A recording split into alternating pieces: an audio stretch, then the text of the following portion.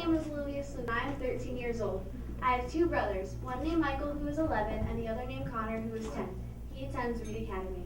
I would first like to thank Anthony Fasano and Pat Capra and all of you for supporting Reed Academy and attending our third annual golf outing.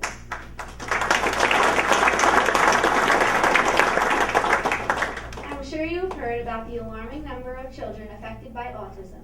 In New Jersey, autism affects every 1 in 110 children.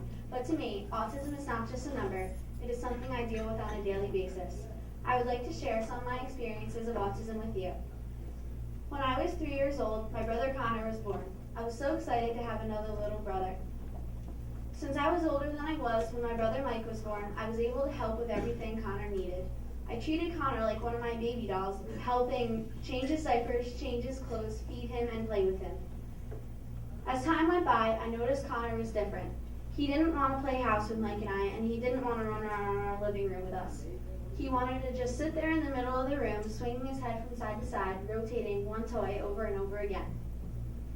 I had always wondered what was wrong with Connor, and why he didn't want to play the way Mike and I did. I really didn't think my parents knew what was wrong with him, but they obviously knew he was different than Mike and I. When Connor was 16 months, he was diagnosed with autism.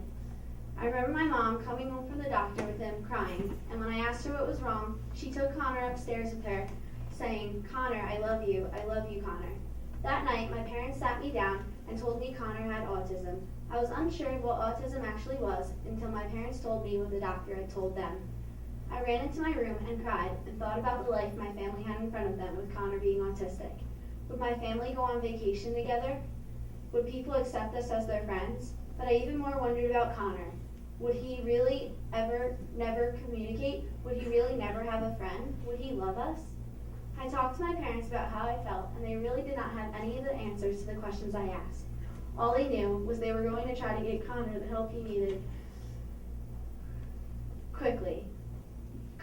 Immediately, Connor was getting help by having teachers in and out of the house, teaching him simple things. I watched Connor struggle to do little things like talk and look at someone when they called his name. The hardest thing for me about having a brother with autism was going in public with people looking at him at the odd noises and gestures he would make. But now, autism is such a big part of today's world. People are becoming more understanding and accepting, which makes it easier for my family to take Connor to places we all like to go. Even though there were times I felt left out when my parents were busy with meetings and starting the school for Connor and other children, I now know it was all worth it. Through the years, I figured out the answers to questions I had about autism.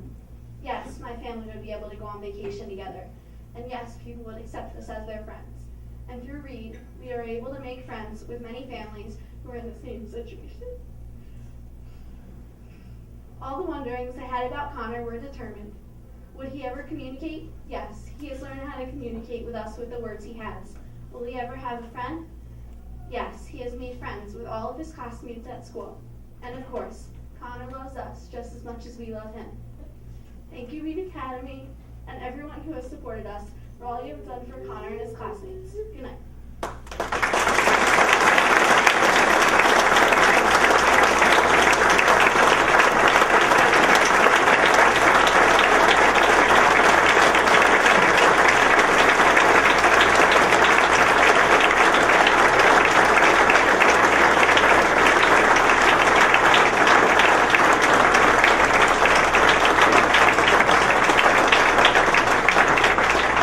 I think I'm going to be losing some microphone time. What do you think?